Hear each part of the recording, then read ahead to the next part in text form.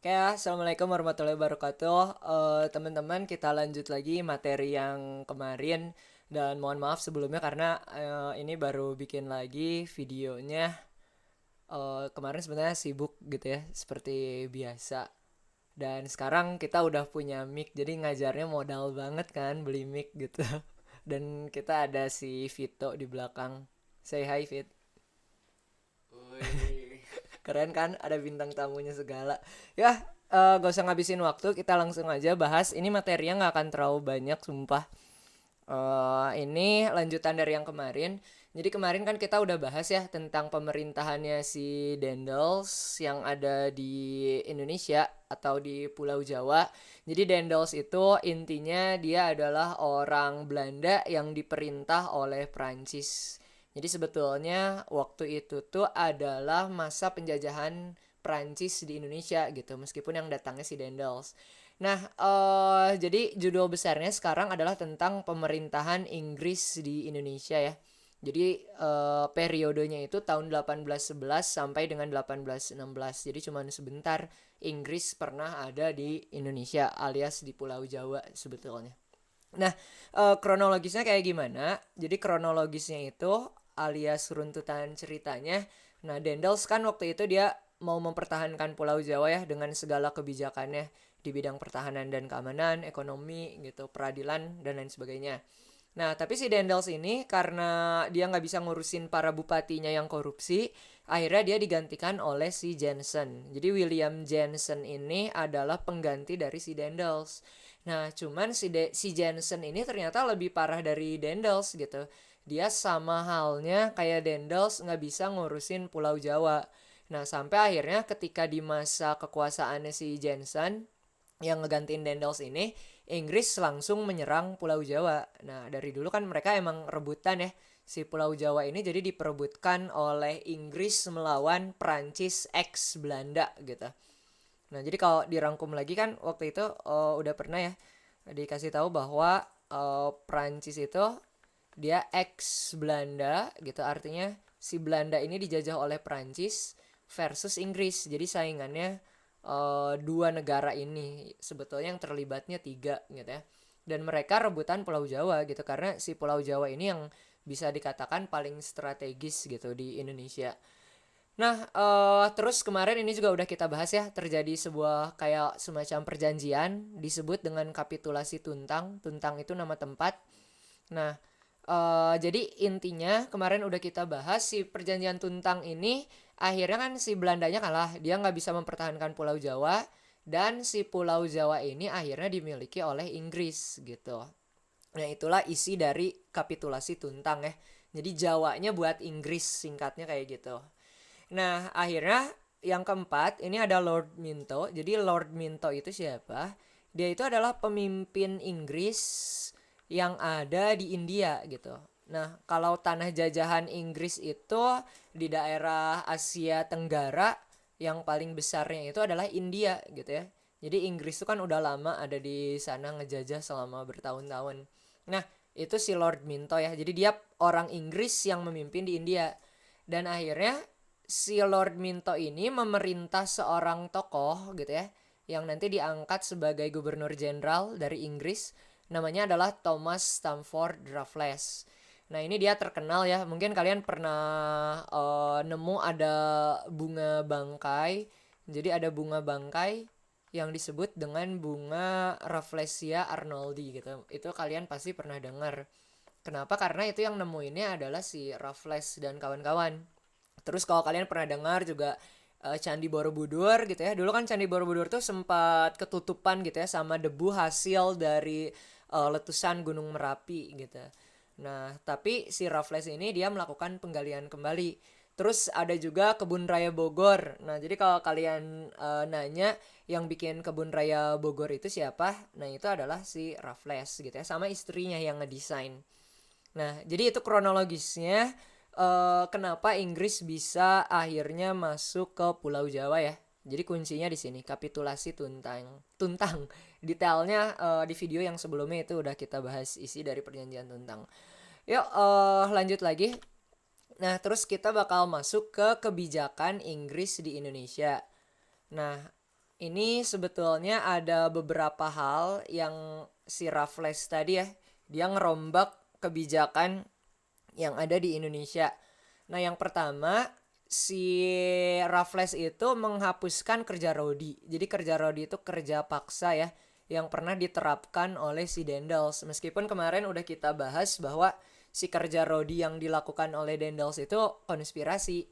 Karena pada faktanya si Dendels itu sebetulnya dia udah nyiapin anggaran buat upah gitu ya para pegawai-pegawai yang mau membangun jalan itu.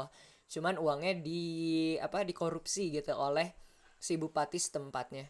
Nah, terus selain kerja rodi yang dihapuskan, jadi nggak ada kerja rodi di zamannya si Raffles gitu ya, niatnya dari kebijakannya, meskipun pada faktanya ada juga gitu, tetap ada beberapa hal yang oleh si Raffles itu dia memaksakan orang pribumi gitu ya. Dan yang kedua itu adalah penyerahan wajib. Nah, jadi kalau kalian pernah dengar yang di video sebelumnya, Dendels itu kan Dendels terus orang-orang VOC gitu ya, itu bikin kebijakan bahwa si para petani itu harus melakukan penyerahan wajib gitu. Jadi kayak misalkan hasil panen gitu, terus dikasihin ada pajak tertentunya ke orang Belanda. Nah, tapi oleh si Raffles itu dihapuskan. Nah, terus ini yang paling mencolok gitu ya. Di zaman Raffles tuh jadi si tanah tanah para petani gitu ya, tanah orang-orang pribumi itu nggak langsung dicuri gitu, nggak langsung diambil terus orang-orangnya disuruh tanam paksa gitu. Nggak kayak gitu kalau di zamannya Inggris. Tapi di zaman Inggris tuh kayak gini nih, ini kita gambarin aja ya. Misalkan ini ada orang Eropanya. Nah, ini orang Eropa lah ya, ceritanya pakai topi lah gitu. Nah, ini orang Inggris alias orang Eropa tadi. Nah, terus kan di Pulau Jawa.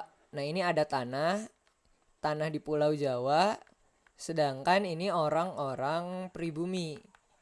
Nah, sebetulnya kan si tanahnya itu udah jelas ya, harusnya adalah milik orang pribumi dong. Karena mereka yang udah lebih dulu ada di Pulau Jawa gitu, si orang-orang lokalnya. Nah, ini nggak langsung diambil tanahnya oleh Inggris, kemudian si orang pribuminya disuruh nanam paksa, jadi nggak kayak gitu. Tapi si tanah ini diklaim oleh Inggris. Jadi kata Inggris ini punya kita. Nah, tapi si orang pribumi ini statusnya sebagai penyewa. Jadi mereka boleh nanam di tanah ini gitu ya, boleh nanam apa aja asalkan si tanahnya itu si orang pribumi harus jadi penyewa dan bayar ke Inggris gitu ibaratnya. Karena si Inggris ini statusnya kalau di sini sebagai pemilik tanah. Gitu ya. Kebayang ya. Jadi tanah Jawa diambil oleh Inggris, cuman si orang Inggris ini nggak memberlakukan tanam paksa. Tapi orang pribuminya diperbolehkan untuk menyewa gitu. Ini sebetulnya sama aja bohong gitu ya. Nah, terus kita lanjut lagi. Ini ya, jadi tanah menjadi milik pemerintahan Inggris dan pribumi statusnya dia sebagai penyewa. Kemudian yang ketiga, Pulau Jawa ini dibagi ke dalam 16 karisidenan alias 16 provinsi. Kalau di zaman Dendels kan itu cuma 9 gitu ya. Tapi kalau di masanya si Raffles ini jadi 16 gitu. Nah, terus si Raffles ini juga udah mulai memperkenalkan sistem mata uang gitu.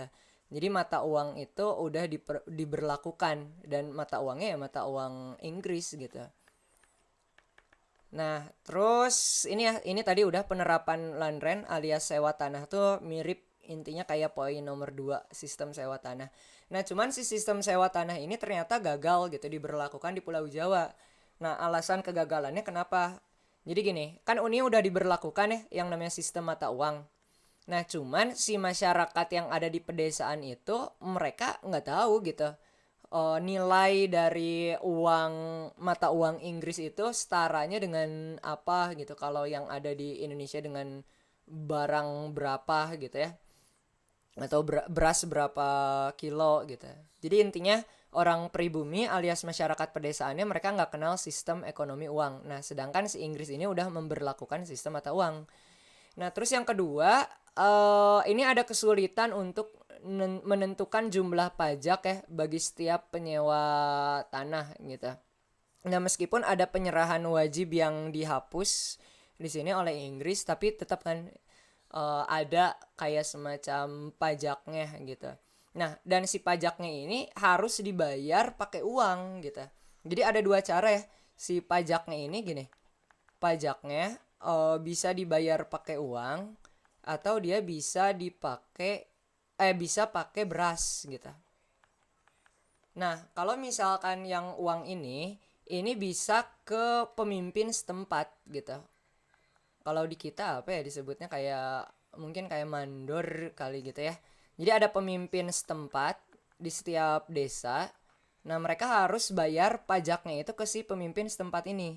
Tapi kalau misalkan mereka nggak punya uang, nggak ngerti uang, terus mereka mau bayarnya pakai beras gitu. Nah, si berasnya ini harus di store langsung ke kantor pusat gitu, alias kantor di setiap karisidenannya gitu. Nah, harus ke pusat lah ya. Ini tuh intinya pusat. Kalau mau bayarnya pakai beras gitu. Nah, tapi mereka kesulitan, ini tuh nggak berjalan dengan lancar. Dan yang ketiga, kenapa gagal sistem sewa tanah? Karena mereka itu susah untuk menentukan luas sempitnya dan tingkat kesuburan tanah. Nah, jadi si tingkat kesuburan tanahnya itu ada yang subur kategorinya, ada yang sedang, dan ada yang kurang gitu. Nah, ini tuh cara nentuinnya mereka susah gitu, tolak ukurnya apa, karena belum ada teknologi yang memumpuni mungkin ya waktu itu. Jadi kayak relatif banget gitu. Tanah subur tuh indikatornya apa aja sih gitu. Itu kan susah ya nentuinnya. Tanahnya harus kayak gimana. Nah, itu mereka kesulitan. Dan yang keempat, si sistem pajak yang tadi yang pakai uang dan beras ini nggak mendapatkan dukungan dari para bupatinya. Kenapa? Karena si bupatinya ini dia nggak dapet jatah gitu ya. Dia nggak dapet jatah dari hasil si sewa tanahnya ini. Karena kan kalau misalkan kita lihat ini dikasih ke pemimpin setempat orang Inggris atau langsung ke kantor karisidenannya. Nah, sedangkan si bupati itu mereka biasanya minta jatah gitu hasil keuntungan dari sistem sewa tanah. Tapi dia nggak dapat gitu ya, mereka nggak dapat. Nah, itulah faktor kegagalan sistem sewa tanah. Intinya di masa pemerintahan Raffles tuh yang paling mencolok itu adalah sistem sewa tanahnya yang menggantikan sistem tanam paksa gitu ya.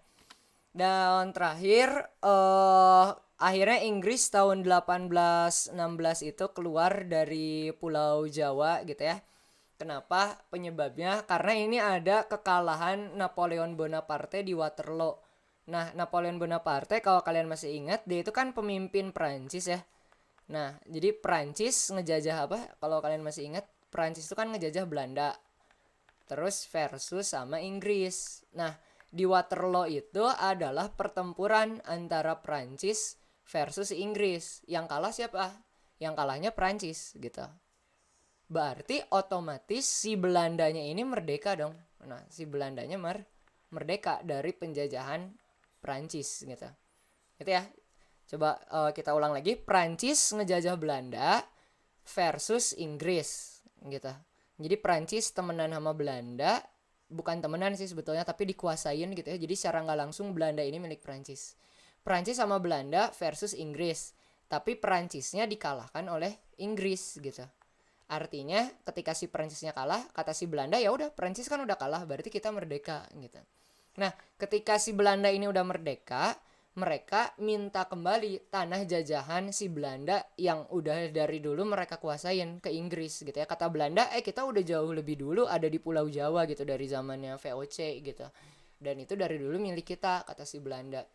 Nah, akhirnya terjadilah yang namanya Konvensi London. Ini tuh kayak semacam perjanjian lagi yang isinya itu adalah si Belanda akhirnya menerima kembali jajahan Inggris alias Pulau Jawa gitu ya. Jadi si Pulau Jawanya ini dikasihin lagi ke Belanda. Inggris harus ngalah mau nggak mau gitu ya. Nah, dan si Inggris ini akhirnya dia dapat Tanjung Harapan ya. Jadi Tanjung Harapan itu di mana dekat sama Afrika Selatan gitu. Kalau kalian ya emang di Afrika Selatan, sorry. Tanjung Harapan itu di Afrika Selatan dan juga Sri Lanka ya. Kalau Sri Lanka ini dekat India. Nah, jadi si Inggris itu akhirnya dia dapat Tanjung Harapan dan Sri Lanka tapi harus keluar dari Pulau Jawa. Dan si Raffles ini pindah dari Pulau Jawa ke Bengkulu. Nah, nanti kita bakal lihat petanya biar nggak bingung ya.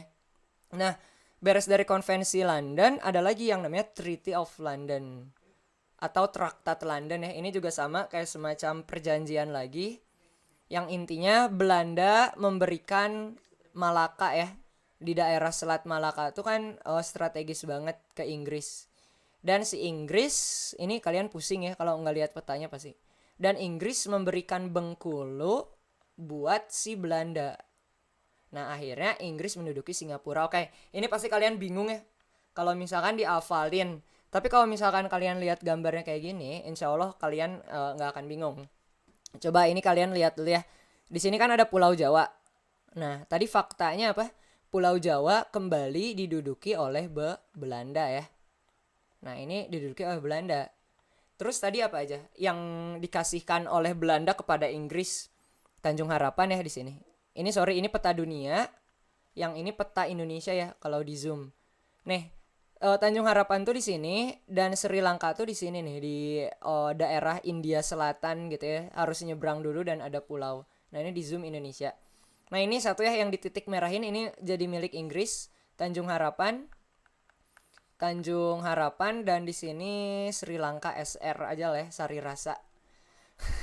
Nah, terus tadi kita lihat lagi faktanya. Nih, Inggris mendapatkan Tanjung Harapan dan Sri Lanka kan ya. Oke. Terus Raffles memerintah di Bengkulu. Artinya dia dari Pulau Jawa, si Raffles alias Inggris ini pindah ke Bengkulu. Nah, Bengkulu masih di Indonesia juga sebetulnya. Nah, di sini ada Bengkulu ya. Dan Bengkulu ini dikuasain oleh Inggris setelah Inggris minggat dari Pulau Jawa. Nah, cuman si Inggris ini kan dikasih Malaka juga. Nih, kalau kalian nggak percaya, kalian lihat di sini. Belanda memberi Malaka ke Inggris. Jadi Malaka itu jadi punyanya si Inggris. Malaka kan ada di sini nih ya. Nah, ini Selat Malaka, strategis banget sebagai lalu lintas jalur perdagangan. Sedangkan Inggris berkuasanya di Bengkulu. Dan menurut mereka ini kejauhan gitu. Dari Bengkulu untuk ke Selat Malaka itu susah gitu ke sini. Justru si Bengkulu ini malah berhadapannya sama Samudra Hindia gitu. Mereka kejauhan untuk ke Selat Malaka. Nah, makanya akhirnya si Inggris ini pindah ke Singapura gitu ya. Kalau dulu itu disebutnya apa sih, Tumasik ya. Singapura itu dulu disebutnya Tumasik. Nah, Singapura ada di sini kan, yang titik merah ini nih. Ini Singapura. Nah, kalau Singapura ini dia lebih dekat sama Selat Malaka. Nah, makanya Inggris pindah ke Singapura dan dia menguasai wilayah di Selat Malaka ini. Nah, itu hasil dari Treaty of London. Dan sedangkan di Pulau Jawa ini kembali dikuasai Belanda, yang disebut pemerintahannya itu adalah pemerintahan Hindia Belanda. Nah, gitu ya. Nah, ini nanti materi kita berikutnya, pemerintahan Hindia Belanda di Pulau Jawa. Nah, tadi Inggrisnya kemana? Akhirnya ke Singapura. Ini finalnya gitu ya. Oke, itu aja materi kita hari ini. Mudah-mudahan kalian paham. Kalau ngomongnya kecepatan ya di YouTube kan bisa kalian ulang-ulang gitu ya. Sebenarnya ini biar mempersingkat waktu gitu, ngomongnya agak cepet, tapi bisa kalian rewind gitu terus kalian ulang-ulang gitu ya. Oke, sekian materi kita kali ini. Lanjut lagi nanti di materi berikutnya ya, tentang pemerintahan Hindia Belanda. Oke.